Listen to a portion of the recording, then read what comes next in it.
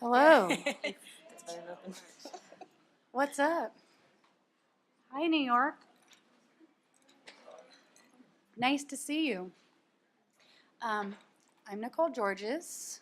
I'm being assisted by Ponyo Georges. You can call her Tanya if you have a problem with the P sound. And this is our panel.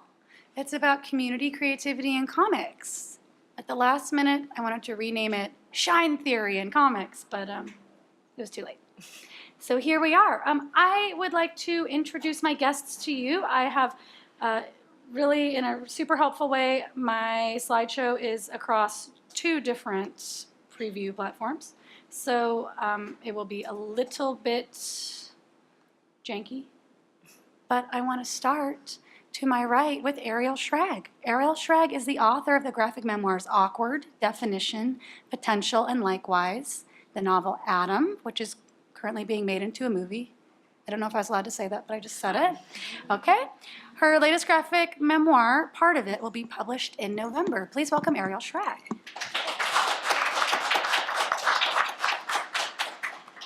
Over there, hither, is Jennifer Camper. Hold on. This is, I really feel like the best thing we can show right now. Jennifer Camper is the creator of the Queers in Comics Conference. She published one of the first queer anthologies, Juicy Mother, and she's the author of the comics Rude Girls and Dangerous Women and Some Girls. Her work explores lesbian lives, Arab American stories, and more. Please welcome Jennifer Camper. And this was my favorite of these. Oops, I made it into a slideshow. We're going to pause. Last, but absolutely not least, is Kat Fajardo. Kat Fajardo is an award-winning comic artist and illustrator based in New York City. She's an editor of La Raza Anthology, creator of Bandita Comics, and cover artist of The First Rule of Punk, written by Celia C. Perez. You can find her working at her Brooklyn studio, creating playful and colorful work about self-acceptance and Latinx culture. Please give it up for Kat Fajardo. And I'm Nicole Georges. I'm the author of Calling Dr. Laura and Fetch, and I make a podcast called Sagittarian Matters.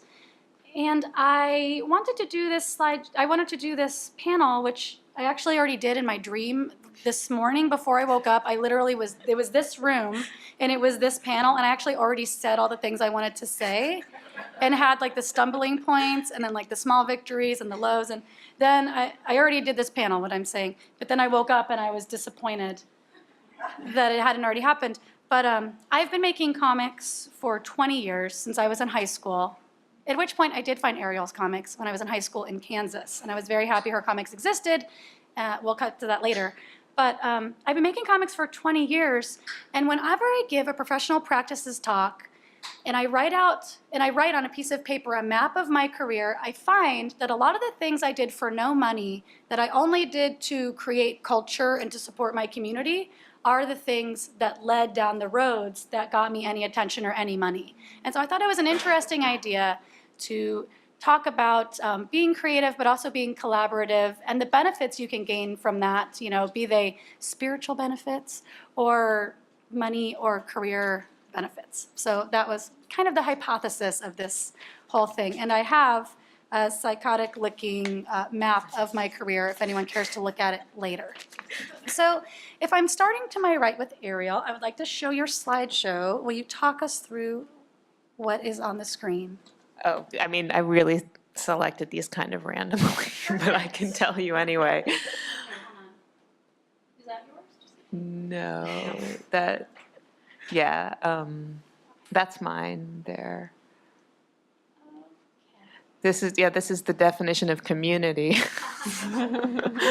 Although maybe in a sense of how now online communities are so important to people, it could be, although that particular image takes place in the late 90s when there was no, at least for me, online community. That was just me writing thoughts into a vacuum.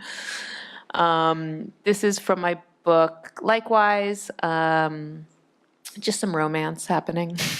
Very sexy romance. Yeah. This is the cover of my novel, Adam. And this is an interesting slide. This is an interesting image to show for this panel, even though I selected it at random. It's this is from my book Likewise, and it's me at a concert of my friend Toby in high school, who was in a band called the KGB, and I used to go to his shows all the time. And I was so jealous because, I mean, there he was as a musician, like on stage doing his art, and everybody's like screaming and yeah. And like as a cartoonist, that just never happens. I mean, you're alone at your desk, and then you're alone at your desk when maybe somebody's reading your book. Now people are kind of doing like slideshows of their comics, and I've done a bit of that, and that's been amazing. But in general, this never happens. And I think that, but I have found sort of ways to try to make it happen. I toured with Sister Spit in 2009, where we kind of all went up on stage and did our spoken word, and it wasn't maybe quite as raucous, but like people were into it. And so Sister Spit is it's part of Radar Productions, a company that Michelle T founded to support queer art, and it's kind of a touring spoken word for women and queer people we went all around the U.S. and Canada, and we would each get up and like perform a piece. And that was an amazing experience to me, to get to feel part of a community that was based around my writing, because so much of my writing had been in isolation. And I do think it's the closest that I came to this, although nothing really beats being a rock star. I mean, let's face it. That's such an important thing, is when you're a cartoon, I feel like almost like these kinds of things to me are my equivalent of a concert. Like coming to a MoCA kind of thing and getting to meet people. So when people are like, isn't that stressful? I'm like, it's like stress fun? Stress fun? Okay. Jennifer Camper, let's go over to you and your slides. They're a little bit out of order, so I'm just going to show this one first because it was my fave. Will you take us through? That is just a drawing. It has an animal in it because I know you love animals. I do, and I love chickens. Yeah. Make sure none of your other ones are up here. Here they are. Okay. I'm sorry about my... Oh, there's no order. This really isn't. This is just a cartoon to show you what I do. This is a section of a longer comic, and it's the concept of feminism and what is it? I think in comics there's a sense of community, of the community of cartoonists, but then there's also the community of your readers, and it's interesting to find that your readers are in multiple communities and sometimes have very different perspectives, and so that your comics have really confusing results often.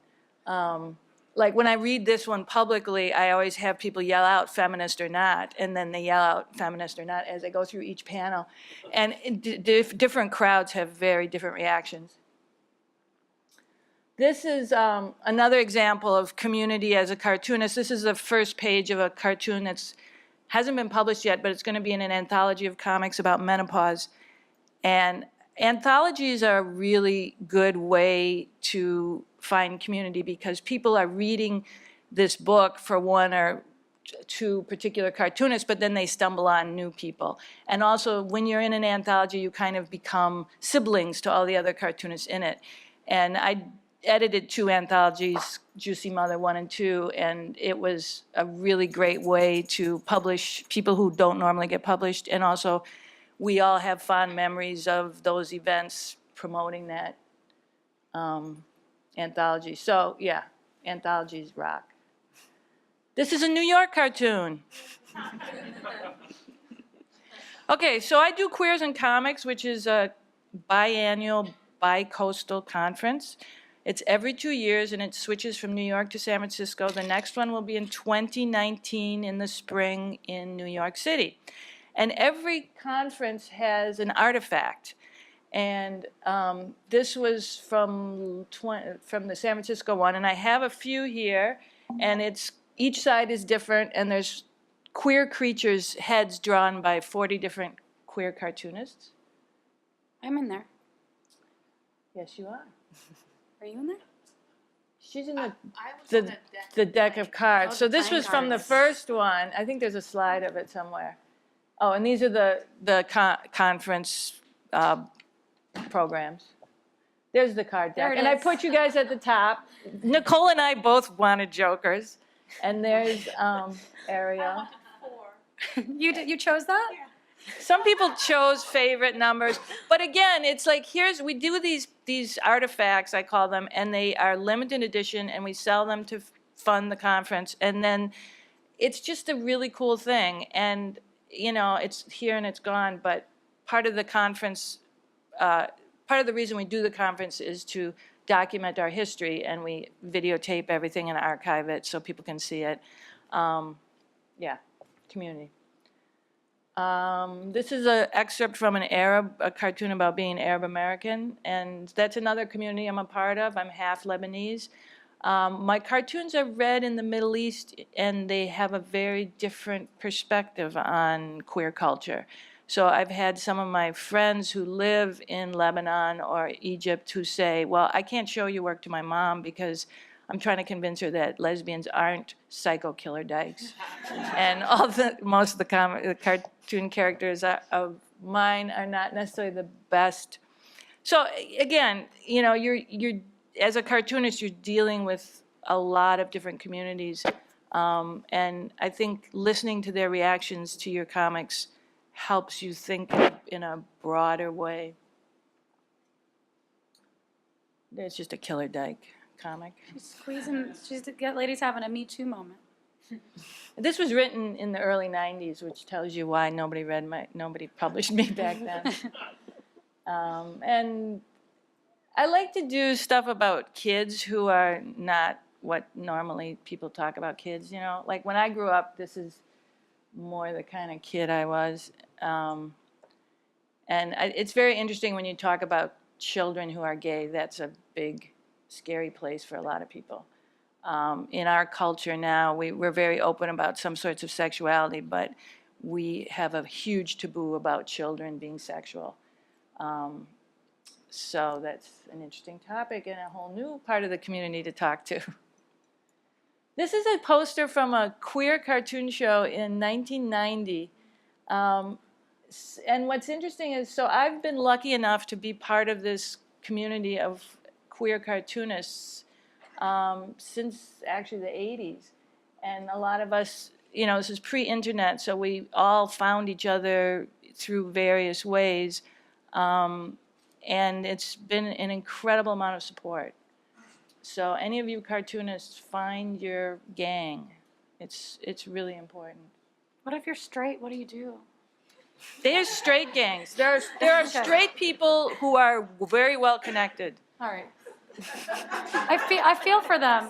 And you know what? They have their right to have comics too.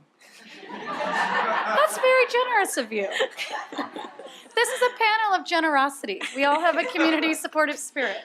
Straight people, there's a place for you. All right. Kat Fajardo, hello. Hello. Can you talk us through some of your slides? Yeah, absolutely. Great. Is this the first one? Yes. They're a little out of order. It's fun. It's fun. So this is actually a comic based on Latinx like remedies, which I kind of grew up with, such as like stomach aches, just like lemon and lime juice that would help. So yeah, it's like a series of just like remedies that I grew up with.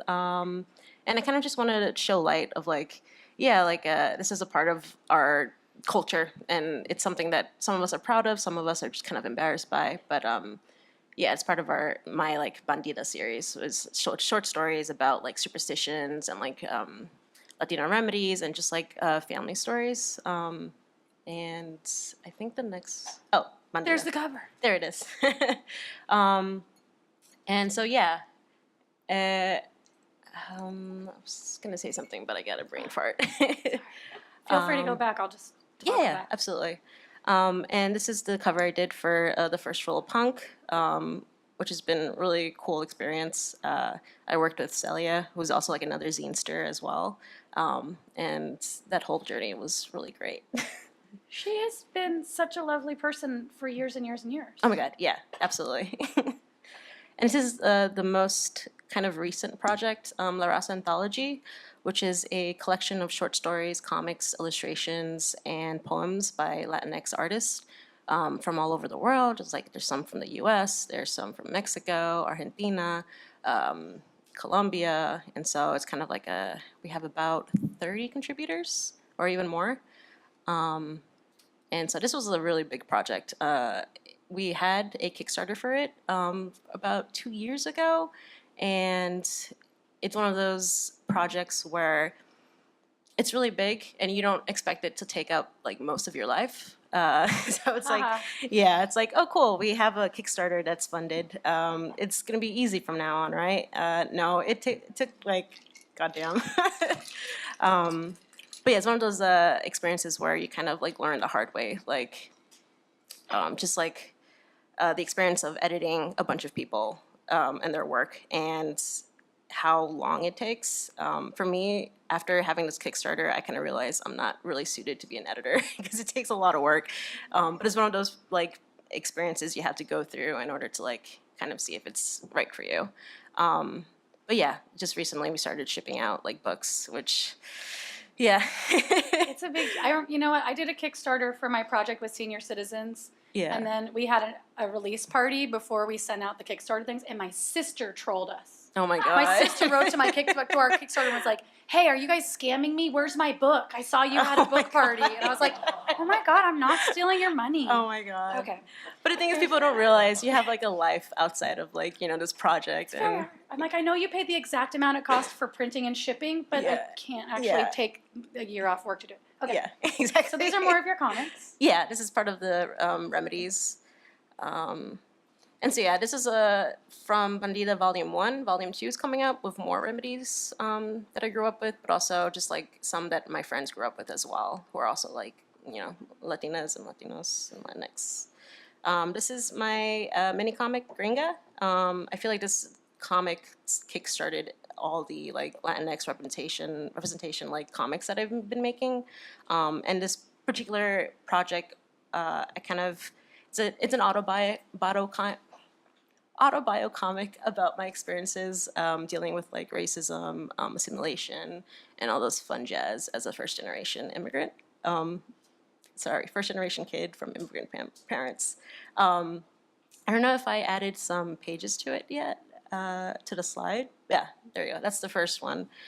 So yeah, this one was like kind of, I started this project as like a diary entry, and I thought at this point I just graduated from the School of Visual Arts, and I didn't really like the work I was producing because it didn't have like an impact on me. So I just took pages from my diary, you know, like illustrations and stuff, and I just made it into like I think it was a 17-page comic, and from there on, I kind of just like that kind of work that I was producing. Yeah, it was a very personal project. And this is, La Liga is like a collective, is a zine collective, and it's basically a group of Latinas that produce a lot of like magazines and like work about topics that Latinx deal with. This one in particular is about like herbal medicine and stuff that we grew up with, and I think this cover was for the English version. And we had another version for like the Spanish as well, so it's bilingual. Oh, cool. So they're really great about that. You guys should follow them. And then my slides, I want to talk about my first, I feel like you guys know what my comics look like. You could just guess. This is what my comics look like. It's a dog. So, It's an amazing book. oh, thanks. Oh, wait, that's mine too, just kidding. So I want to talk about shine theory for a second, and I just want to ask you guys to riff, if you will. I have a lot of pointed questions that all lead to the same place. So for people that don't know, shine theory is something that was, that term, I mean, the concept I think feminists are familiar with, and feminist working models and, you know, intersectional working models are familiar with. But shine theory itself, you know, quote unquote, was was coined by a woman named Amina Tuso from a podcast called Call Your Girlfriend. And essentially it's like, if you shine, I shine. It's like, if I rise, you rise. Like it's better for me if I bring my community up with me, as opposed to a competitive model of working where it's better to hold people down and feel there's a scarcity of whatever the goal is. And so I feel like in my practice, in my work, in my podcast, in my teaching, whatever, I have greatly benefited from people bringing me up with them, like Michelle T., the lesbian writer from San Francisco that started Sister Spit. You know, she spotted me doing something, brought me on Sister Spit, and that's how I met my literary agent, which is how Calling Dr. Laura happened. And if she didn't have that kind of spirit of community and helping younger artists and come up with her, I would never have had those things, and I'm so grateful. So then I try to pass that along, because I've benefited from that my whole career, you know, as a young person, having mentors and feminist role models helping me and giving me opportunities. So I just kind of wanted to talk to all of you about how shine theory, or that kind of idea of helping other people or involving other people and lifting them up with you, either has benefited you or how you have employed that in your process or in your work life. And it doesn't have to be like, you know, down on the nose, but just anything that comes to mind. Well, I was telling Nicole right before we started that, and this relates also to comics being so lonely, that me and about 7 other New York, New Jersey-based female cartoonists over the past couple of years have made a habit of gathering every month to draw together. And we sort of informally call ourselves Girls Comics. It's like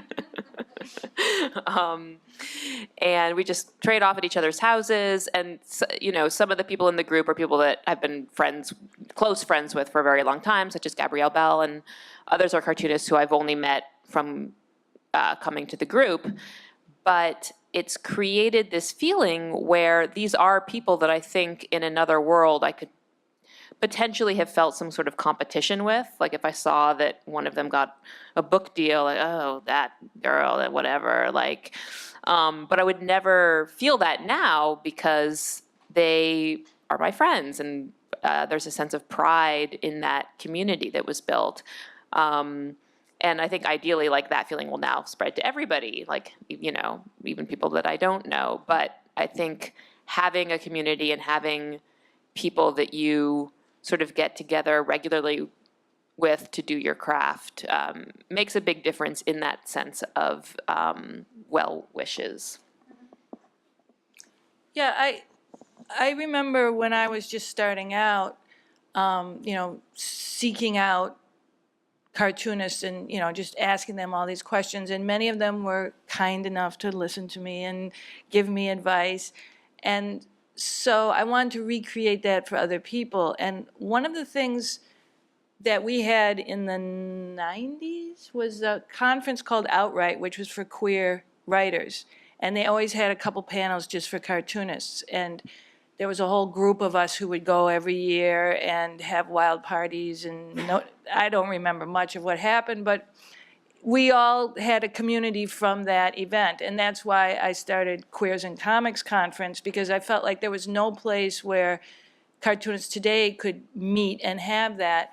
And what's great about that conference is that everybody at that conference has somebody who came before them and somebody who came after them. We have people from like the age of 18 up to their 70s. And there's this very interesting timeline of work. And so people who had mentors are now the mentors to the next generation. And I love seeing things, you know, come across the internet, and I go, I know those two people met at Queers in Comics in 2015, and now they're working together on a book, you know. So it's not only having community, but creating the spaces where community can exist. And those of us who are later in our careers need to always be mindful of creating those kinds of communities. Yeah, community is very important. I would say especially for like minorities, because I feel like we build a community and like, in a sense, we're just like encouraging each other and also recommending jobs and stuff. And I feel like sometimes I don't really feel that way in the comics community as much. I mean, that's been changing quite recently, but I feel like I feel more comfortable in the zine community because it's very much personal. And as opposed to like, when you're making a graphic novel or a comic, you're kind of alone in your room, just like with no personal contact with anyone, But in zines, you kind of just like riff off like other people's ideas, and you kind of just collaborate into making this like beautiful like zine. And I think that's where anthologies come from as well. Like it's a very great way to bring communities together and like friendships, and like also more opportunities for jobs. And you just I don't know. I feel like especially for like La Liga, they host like events for other Latinx artists and creators just like to kind of just form together and just have like like parties and kind of basically like just push each other. Like I fucking love that. Well, not even to monetize it, but I feel like it's twofold. It's like you could just do your comics in a vacuum, but then if you have an anthology, then all these people, all of their networks, like you're getting boosted by all of their networks knowing about this project you're doing. So then they're seeing your comics maybe for the first time. Or if you have a conference, like I've organized a couple of conferences, and a lot of people I know now because I organized the Portland Zine Symposium or the Midwest Undergrad Media Symposium in Kansas City, or worked at a place where I was helping other people, and then that got my name out there to them. So I'm not saying like it's all monetary, but we were talking about too, comics is so isolating, like you mentioned, and so it is also kind of spiritually feeding to get yourself involved, even though, also you're mentioning like doing an anthology is hard. Doing a conference it leaves you a little bereft at the end of the weekend. You're like, I just gave all my energy out, and also I'm kind of an introvert because I'm a cartoonist. I'm making assumptions. But, it can really get you out of your isolation, because you find when people, or I find, and historically, cartoonists that are just like competitive and work focused and just sit in their room doing comics, sometimes they go crazy. Not in a cute way, but like in a way where they self-harm or are in deep depression because all you're looking at is a wall and the page, and you're not even getting paid that much to do that. That's why like conventions are great, and like zine festivals as well, because you get to meet other people and kind of not feel crazy for once. Yeah. I want to say that there's two sides to this community coin. One is that what you were saying is putting out and doing events, public things, organizing stuff for other cartoonists. I mean, if you edit an anthology or work on a conference or a zine fest or something like that, you will meet so many people. And later on down the line, when you do your Kickstarter or you need help with some project, those people will come back.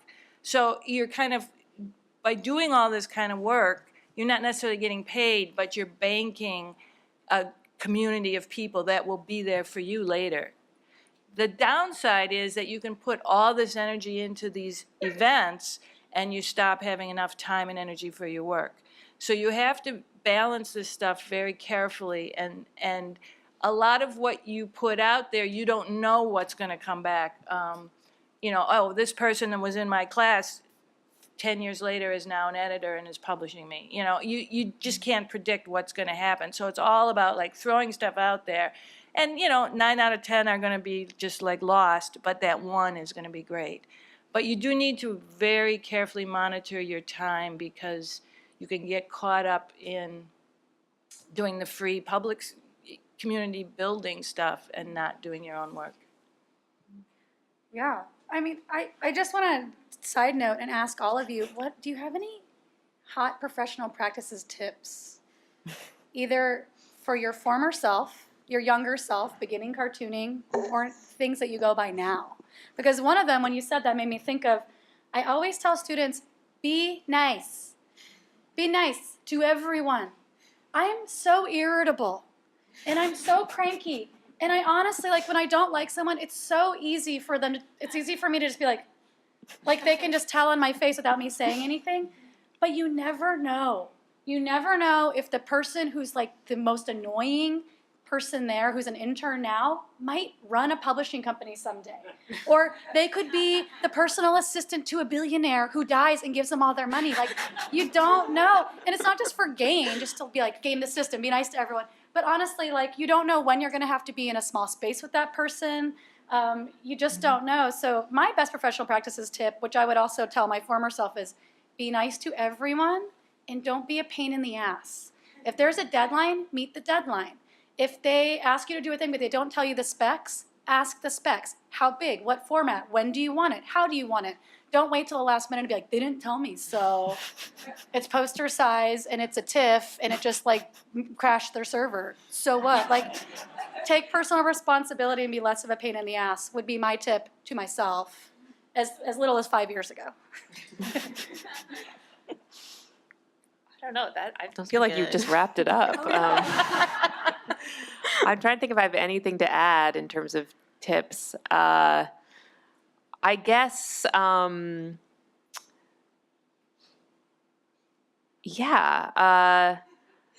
guess like don't be afraid to present your work publicly more often, which I think is something that cartoonists are shy to do often, but to kind of take anytime somebody asks you to like be a part of an event, to just say yes. And although saying no is also very powerful, an important thing to do, but that's more when people ask you to like write them a 10-page comic for free for their like online zine or whatever. Like, so you don't always have to do that, but with the stuff that you care about, to just take every opportunity to share it. Well, Ariel, when do you say no, and how do you guard your time? Because now you've been doing comics for so long, I'm sure you get a lot of offers to do a lot of things, some of which probably pay a little bit, but that still don't fit in within your. Well, basically, like I would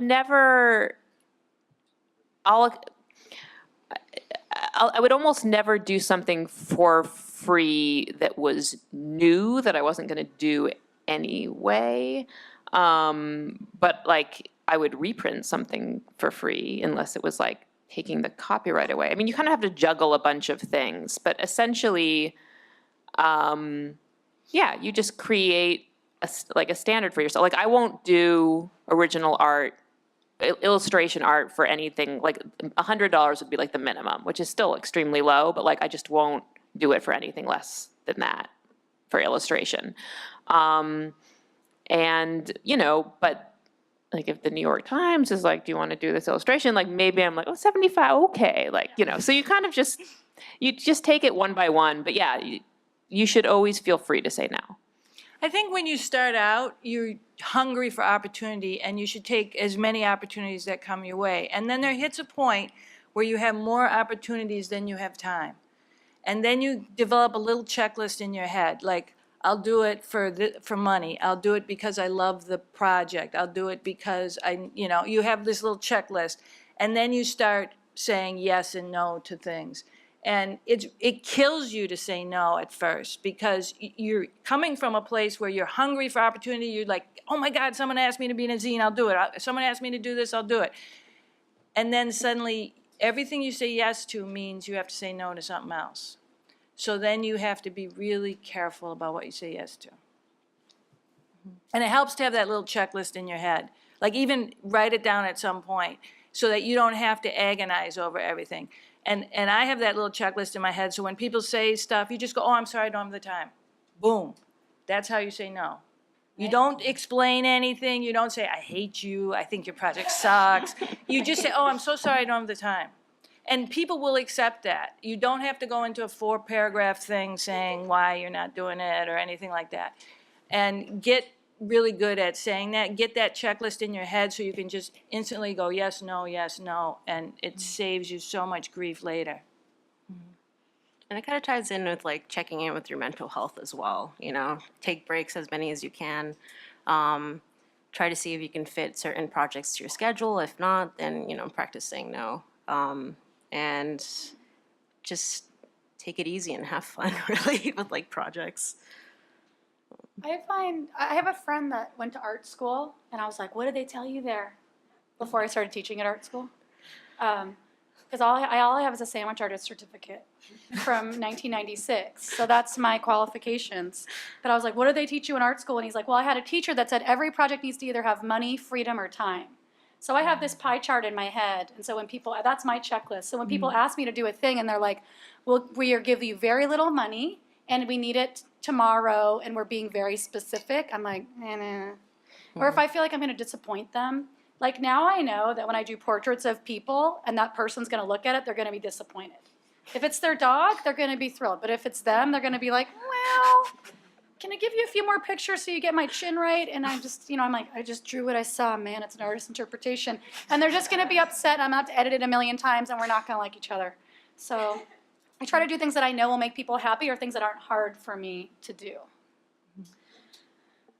So I want to know more about community involvement. A side question I have that's like veering off the path and taking the word community and stretching it is, all of us come from kind of different marginalized communities in some way. And there is some power, like Kat was saying, in uniting. If you're in a marginalized community, or if you walk into a space and you're like, this is a space that's, male-dominated or white-dominated or whatever, if you have a pack of people, your age or your gender or whatever kind of person, you feel more powerful if you walk into anything with a pack. Also I teach MFA students, and I'm like, you guys are each other's posse now for all time, for better or for worse.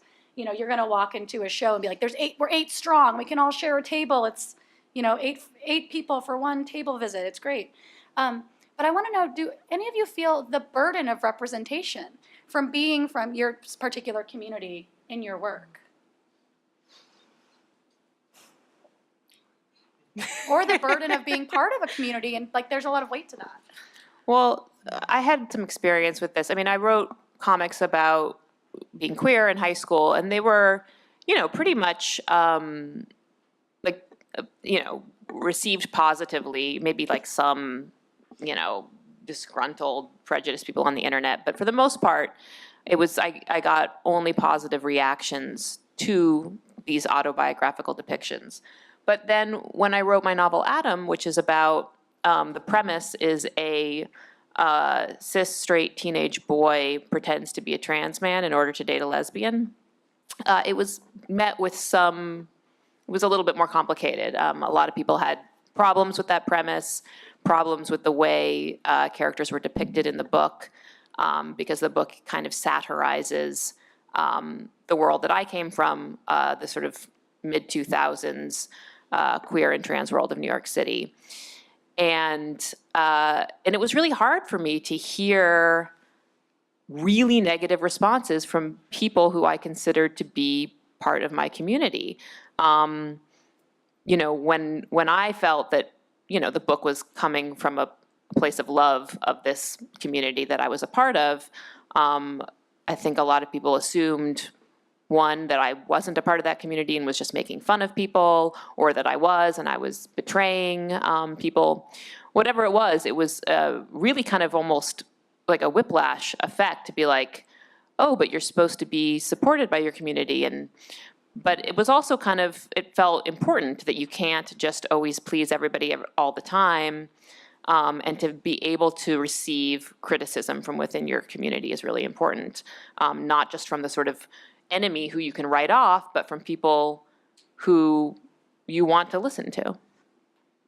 A lot of it comes from how much is out there. So if I'm writing a comic about an Arabdyke, if there's no other comics about Arabdykes, then this is the only representation that people are going to have. And it's got to be the perfect Arabdyke, and give her wings and a halo, and she's got to do everything right.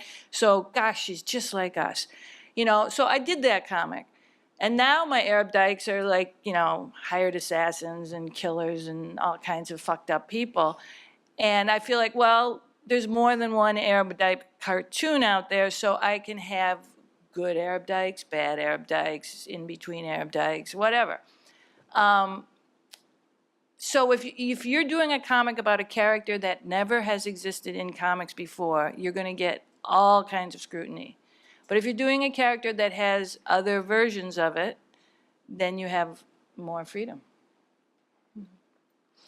From my experience, drawing and writing comics about race, you're always going to get something from either side of the group, Although I do get a lot of people, commenting in like kind of positive way about my comics because they relate to it.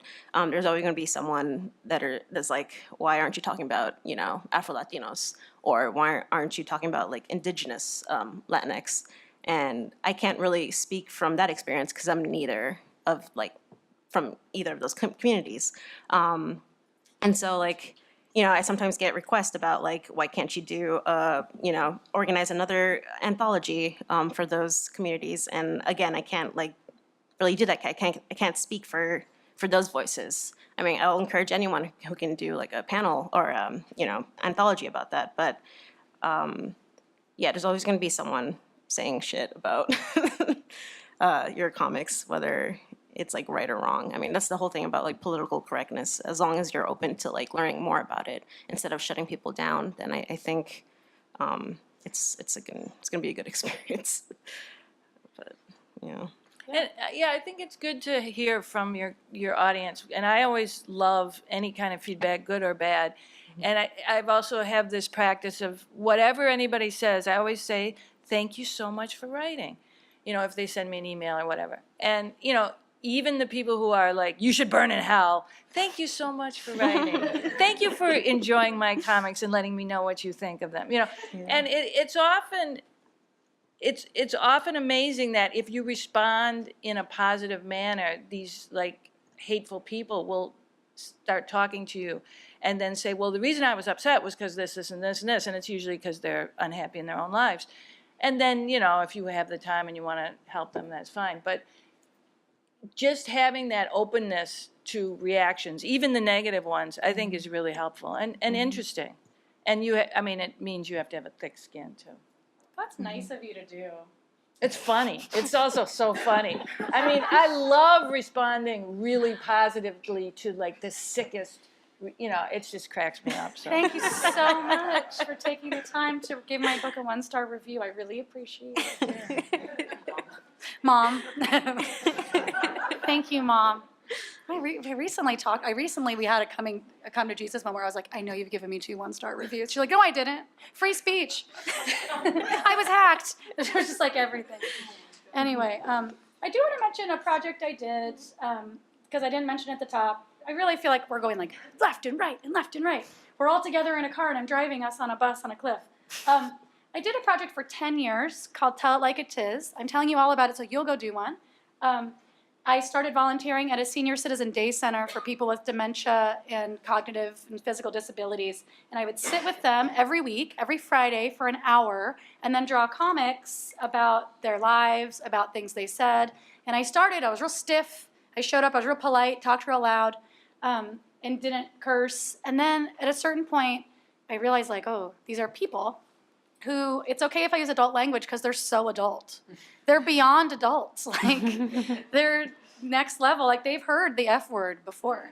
And, but so then it ended up being this intergenerational friendship comic. So I did publish it about them, and so I would tell their histories and their stories about things they wanted to talk about. But then eventually, my collaborator and I were just embedded artists taking down things they said. So, like, we were at the Marie Smith Center when Obama got elected for the first time, and people were crying because they never thought they would see a black president in their lifetime as black senior citizens, and they were so grateful. And then, maybe a few years later, people were like, Donald Trump, he's a weirdo, and drawing them saying that kind of thing, or being there when senior citizens were talking about police brutality, or seeing senior citizens talk about what their plans that they had in their head in case there was a mass shooting at this senior center. And I have that. Like Judy, who, is a cancer survivor who's 80 years old, is just like, okay, I'd tip the table over and hide behind it. Like, I would get the people in wheelchairs and put them in this closet. I would find a good place to hide in the garden shed. And it just, these things that are heartbreaking but very real and true.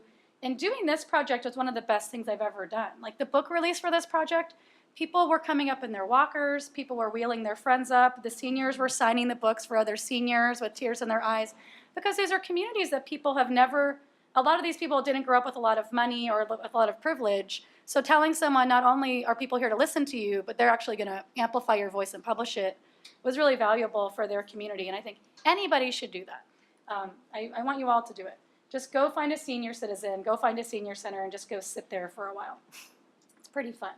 I want to open it up to questions. And if you guys dry up, I have plenty more questions for the panelists, but I find this group of very talented, wise women, I want to make sure you have an opportunity to ask any questions from the audience. Yes? Can I just tag on to what you were just talking about? Did seniors participate with you, or was it you listened? Like, they didn't do any art themselves? Or Some of them did art. they did while you were visiting them then? An important thing, when we started the project, we had been doing zine making workshops, and so I thought I was gonna go there for a couple weeks, be like, here's how to make zines, and they were gonna be like, fuck yeah, and then make their own zines. But they actually were like, okay, you know, like, I have dementia, I'm literally illiterate, like, I cannot read or write, I don't have access to a copy machine, I don't feel like collating or stapling, like, it just was not happening for them, and so we had to change the project to that community instead of trying to kind of colonize and force them into our thing, and so we changed the whole project based on their abilities and their wants and desires, and what they wanted to do was just have some pals that sat with them, and so we never stopped going. We thought we were going to go for 6 months, but it really hurt their feelings when people would come and kind of just like extract the interesting things out of their lives and then leave. So they would be like, why did you even bother coming? Like they just didn't understand the kind of weird climby thing that people would do. And they'd be like, I'm working with seniors, you know, and then leave. So we just never left until they left or died. So that's kind of, sorry. But yeah, some of them drew in it, but for the most part, we did all the lifting and documenting.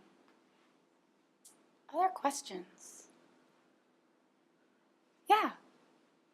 So about building a community, how to start, for example, you have your ideas, your comics, everything, and then you just want to put it out there, but New York is such a big city, you know, you don't know who to talk to, maybe your teachers or your ex-classmates, and but when it comes to like share things with people, for example, me, I'm an international, so I have like people back home and I have people here, and I want to share it in the internet, like build a online community. I mean, maybe back home, I'm from Colombia. They don't use like blogs too much. They're not used to that part of the internet. So I don't know like if it's good for me to put my work out there. We also were raised to say like your job is your work is only yours.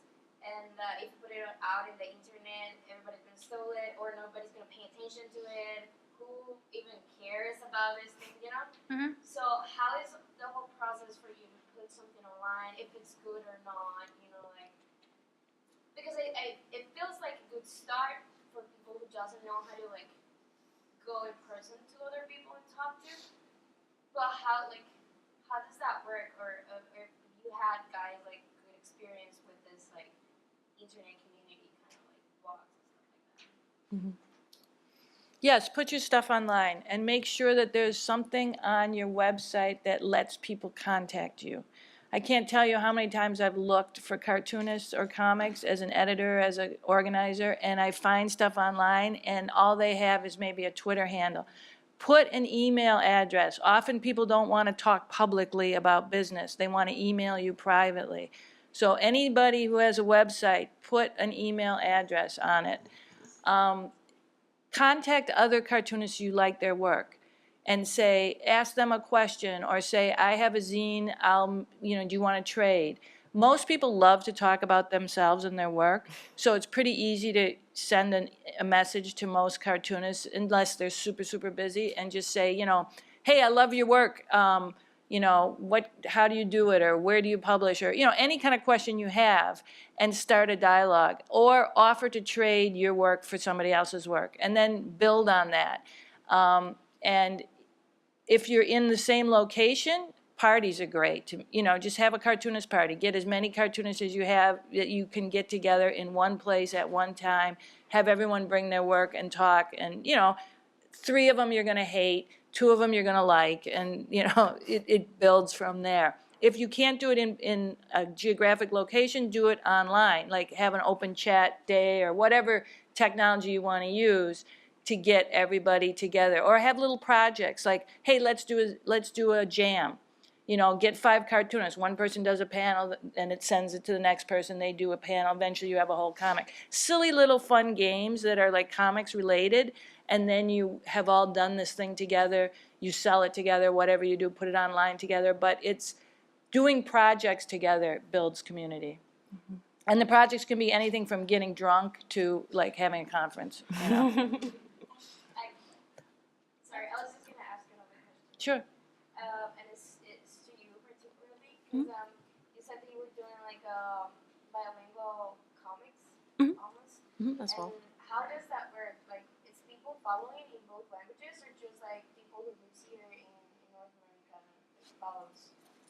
Like Latinos, but in Latin America, in North America, not Latin America. Right. I do get fans from both like North and Latin America as well, and it's because of La Raza, because so many like contributors kind of talk about the anthology, and it kind of like spreads throughout the internet, and so like hopefully with this anthology, since it's kind of semi like bilingual, people will people who only speak Spanish or English can like both enjoy it at the same time.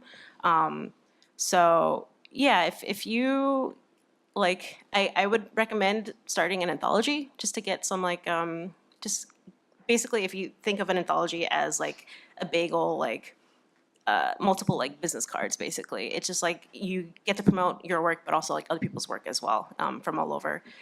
So I am still friends with like people from like contributors from the anthology as well, and we hang out sometimes. So like it's really great. It's kind of like a small community as well. So I would recommend starting an anthology. Kind of even going on like Facebook. There's kind of like Facebook groups for just like specific types of like communities. There you can like share your work. You can give advice, and that always like helps a long way. Like Instagram, Twitter is really great for like spreading the word around, especially in terms of just like looking for contributors for anthologies and projects. And also just, I agree with you with the trading comics. That's also like a really great way to like meet people, and also just like potential clients and like contributors as well. Yeah, it looks like if you can volunteer here, that is great. Mhm. If you volunteer somewhere, I find that working for free has been a great way to meet people. Mhm. So, yeah. How do you work through being jaded with being within a community? It's like a big thing, because I guess it's not like, oh, how do you avoid being jaded? It's more like it's happened. You went to Washington for no reason. Everyone out there is scrap fighting over identity, politics. It's kind of wild. Like, how do you do after that? To be like, oh, not every person of color and also like queer person of color is trying to fight me. Yeah. I just try to find I take what I like and leave the rest. In friendship and beyond. There's And- a lot I don't like. And you might not like 100% of everybody. Like when I put these conferences or any event together, I'm working with hundreds of people.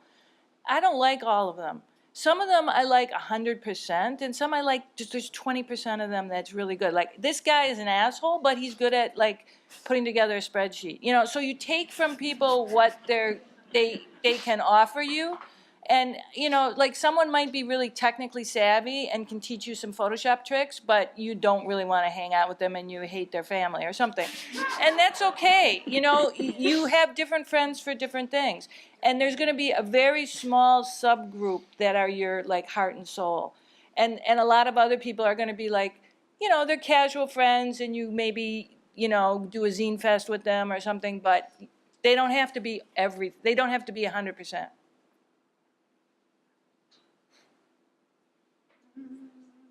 Yeah, standing up. Okay.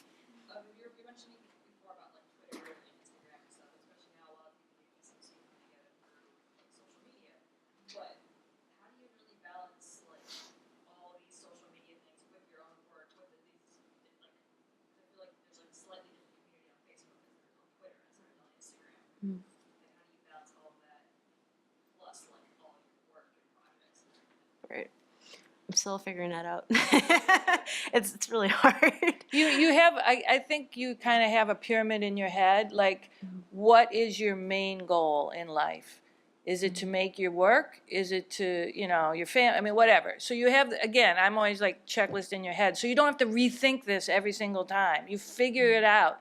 Like for me right now, I got to get my work done. And so I'm saying no to a shitload of stuff that otherwise I might, if you have a deadline, then everything else has to go by the side.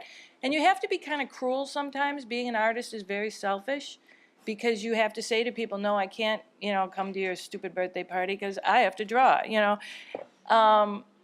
So you figure out what it is you need to do to get what you want. And then gently say no to all the rest. And that sometimes means getting off your goddamn phone or, turning off stuff so that it's not interrupting you. And I know a ton of really talented artists that didn't get to where they should be, didn't get the recognition they should be, just because they had to like survive and have a regular job, or they had family issues or what have you, and didn't have that luxury of time and space to draw. And realistically, the cartoonists who are very successful, they have talent, but they also have perseverance. If you draw your comics for 40 years, constantly producing work, first of all, you'll get much better, and secondly, people will notice you because you just have been putting it out there for so long. Can I say something really quick about the jaded question? It's like a day late and $1 short. I was thinking, like, there's a lot of people in my community who I don't actually like. There's like a thing in some anonymous fellowship. It's like, you don't have to like all of us, but you'll love us in a very special way. There's people I don't like, but I'll still fight for them. You know, like once I was in a small town and I tried to show this John Waters movie, and this student like didn't get it and was like, "It's a hate crime that you show this John Waters movie." And I was like, "Oh, I really don't agree with this person." I was like, "But would I rather have this person who's like so uptight and into queer politics, or someone who's like totally apolitical with a Confederate flag on their truck?" Okay, you know what? I'm actually like, this person I don't agree, but I'm glad they exist. Oh, I don't know about that. But I mean, I just like find the people who I like very much, who may not have the exact same identity politics as me, and then I get my like spiritual fulfillment through them, and then I'm still working for all the obnoxious queer people, like or all the queer people I love, and all the ones that I think are obnoxious. I will fight for all of them at the end of the day. All right, I feel like I'm hogging our microphone. Just take. Yes. What advice would you give for people kind of at the starting point for trying to figure out either if they're cartoonist or whatever in terms of writing, particularly in making connections, especially if you didn't come from a background, maybe if you didn't go to school, so building that community, particularly professionally, like how to reach out to, if it's publishing companies or whatever, and showing that you want, that's what you're interested in and want to do the work, but you don't really have that background, also coming across as professional and not just like climbing the ladder. Well, I feel like, I'm not sure, maybe I'm misunderstanding you, but like, there should be no shame in climbing the ladder. I mean, that's what you're trying to do, right? You're trying to get as many people as possible to see your work, and that's a noble pursuit. And I think just coming to things like this, I mean, when I was starting out, I went to comic conventions, and that's how I got a publisher, by like going up to their booth and giving them my comic over and over again. And yeah, just going to as many public events as possible. There's a lot of cartoonists will do readings, or they'll have book openings at bookstores. You know, I remember I went to a Alison Bechdel reading, and you know, saw a bunch of people, like saw a bunch of cartoonists that like I wouldn't have otherwise had contact with, and just went up to them afterwards and was like, "Hey, how's it going?" And like you start to slowly build relationships, and then you'll keep seeing the same people over and over again. That's how I got together with the group of women that I meet with on a monthly basis, is just basically through conventions and through events. So yeah, I would just say you don't need to have come from anything to seek out those public spaces. And also, when you're starting out, there's, you know, self-publish your stuff. Get a whole bunch of little zines out there. And then when you go to publisher with your big book, you can say, "Hey, you know, I've been selling zines for 10 years or for 5 years or 3 years or whatever, and I have a audience already." So the little stuff you do at the beginning that often is self-published, you then can use that to get you a publisher and say to them, "I already have a following," and they're going to be much more interested in publishing your work. Mm-hmm. Yeah, conventions and also like after parties. Booze really helps. After parties. Yes. Just you'll pass be out like your friendlier. cards and like whatever, promote yourself out there. Like everyone's gonna be great, and Could you just get drunk at your booth? Yeah. Exactly. You can do that. But even if you're really introverted or you live far away from everybody else, you can write people letters, an email, a instant message, whatever. You write to somebody, and if you say, "I love your work," and then you can say anything you want. You know, if you just tell people, "Hey, I love your work and I want advice on this," you know, and it is, maybe some people won't answer, but if you put out 20 of those letters, I bet you get, 15 back. I have one quick question for you guys before we have our final questions. We're in our final 5 minutes. But I forgot to ask, some people start doing comics and they have this professional thing in their mind that they want, But everyone on this panel, when you started drawing comics or self-publishing them, did you want anything, or what did you want? Did you have an end game in mind? I mean, the end game was definitely at the beginning just to write a comic. And I think that's important, which is why, for me at least, self-publishing for the several years that I did it before moving to a actual publisher was really important, because I had complete autonomy over everything I was doing, and I was just doing it not because anybody was waiting on it, but just from the desire to do it. Well, I have a difficult time expressing myself verbally, as you can see throughout this panel, but that's why I started doing my diary comics, to kind of express what I have up here and then just like have it on paper for everyone to like relate and to read. But also just like having like self-publishing your work, even online, helps get context too. Like I've gotten a agent because of like the comics that I posted online, and also through that I also met so many publishers and stuff. So I think as long as you're doing work that you're proud of, I think you kind of reach that like happiness as like an artist, as a professional. And sometimes there are days when I don't feel professional, but as long as you kind of like fake it till you break it kind of mentality, I think you kind of just work into that role, you know? Jennifer, what did you want? I just was a smart ass who had a lot to say. I find that surprising. I saw a hand over here. Yes. So for someone who I guess is considered outside of the community, I'm hoping to get into editorial and publishing side of comics.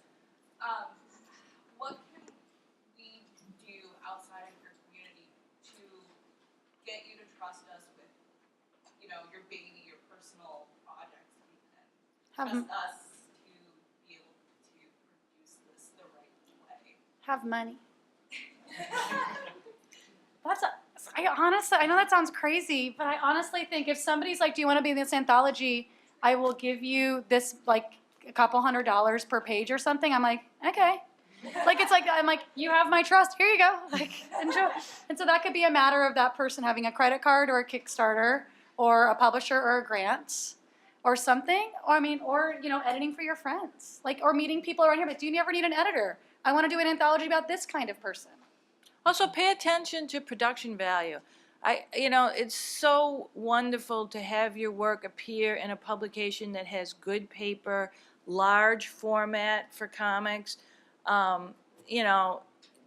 Good production values goes a long way, because there's so much crap out there.